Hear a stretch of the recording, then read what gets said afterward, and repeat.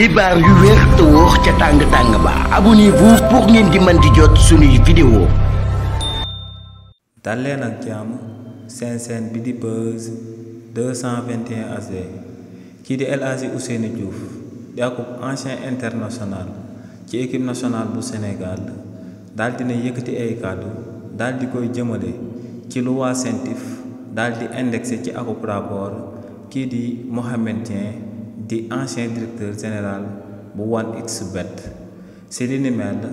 kii di El Hadji Ousseynou Diouf ne lu leer ba am moom mooy que ne moom ak kii di Mohamed Dieng di ancien directeur général bu 1xBet ci réewu Sénégal ay relation yu baax a baax moom mooy dox seen diggante ne kookee ginnaaw ba mu daan nekk directeur général bu 1xBet ci réewu Sénégal da doon jàppale bu baax a baax sportu réewu Sénégal donc ne moom njort na bu baax a baax que ne lu ko waa CENTIF di toppee ne li ni mel warta mën a daal di àntu ndax ne nu mu xamee kookee di Mohamed Dieng ne gëmul ne kookee mën naa jël 0 franc bu nit daal di moom waaye tamit kii di El Hadji Diouf daal di nay oo célébrité yi daal di oo acteurs yi nga xam ne dañ leen a ràññee lool ci réewu Sénégal ngir ñooñee di dox ci yoonu jub ne